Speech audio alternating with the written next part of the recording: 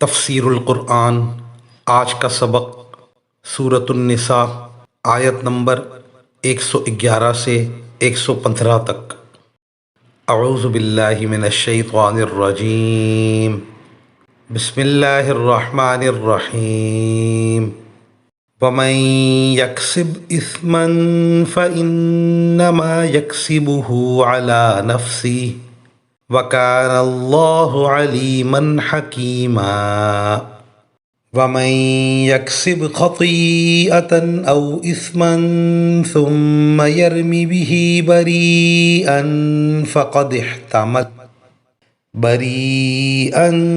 فَقَدِ احْتَمَلَ بُهْتَانًا وَإِثْمًا مُّبِينًا۔ ولولا فضل الله عليكم ورحمته لهمت طائفة منهم أن يضلوك وما يضلون إلا أنفسهم وما يضرونك من شيء وأنزل الله عليك الكتاب والحكمة وعلمك ما لم تكن تعلم وكان فضل الله عليك عظيما۔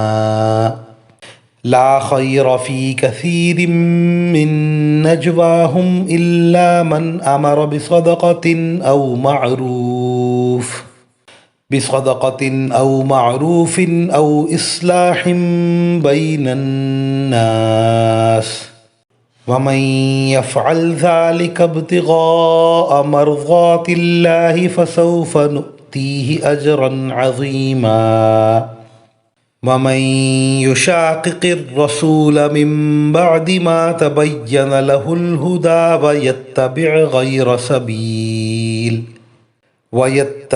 غير سبيل المؤمنين نوله ما تولى ونصله جهنم وساءت مصيرا۔ ترجمہ: اور جو شخص کوئی گناہ کمائے تو وہ اس کمائی سے خود اپنے آپ کو نقصان پہنچاتا ہے، اور اللہ پورا علم بھی رکھتا ہے، حکمت کا بھی مالک ہے۔ اور اگر کوئی شخص کسی غلطی یا گناہ کا مرتکب ہو پھر اس کا الزام کسی بے گناہ کے ذمے لگا دے تو وہ بڑا بھاری بہتان اور کھلا گناہ اپنے اوپر لاد لیتا ہے۔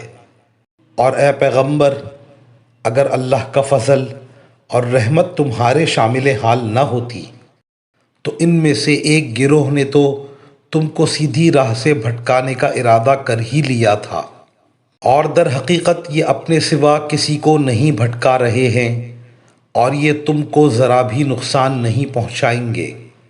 اللہ نے تم پر کتاب اور حکمت نازل کی ہے، اور تم کو ان باتوں کا علم دیا ہے جو تم نہیں جانتے تھے، اور تم پر اللہ کا فضل ہمیشہ بہت زیادہ رہا ہے۔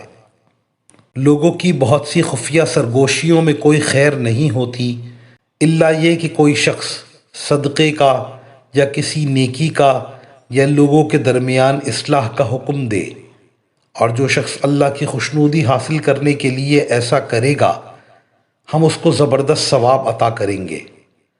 اور جو شخص اپنے سامنے ہدایت واضح ہونے کے بعد بھی رسول کی مخالفت کرے اور مومنوں کے راستے کے سوا کسی اور راستے کی پیروی کرے، اس کو ہم اسی راہ کے حوالے کر دیں گے جو اس نے خود اپنائی ہے، اور اسے دوزخ میں جھونک دیں گے، اور وہ بہت برا ٹھکانہ ہے۔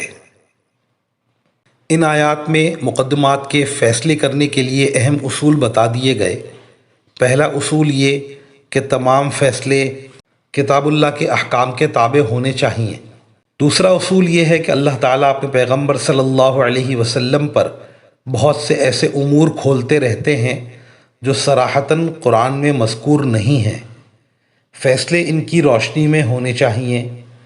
آیت کے الفاظ اس طریقے کے مطابق فیصلہ کرو جو اللہ نے تمہیں سمجھا دیا ہے، اسی طرف اشارہ کر رہے ہیں، اور ان سے قرآن کریم کے علاوہ حضرت صلی اللہ علیہ وسلم کی سنت کی حجیت کا بھی ثبوت ملتا ہے۔ تیسرا اصول یہ بیان فرمایا گیا کہ جس کسی شخص کے بارے میں یہ معلوم ہو کہ وہ کسی مقدمے میں غلطی پر ہے، اس کی وکالت کرنا جائز نہیں ہے۔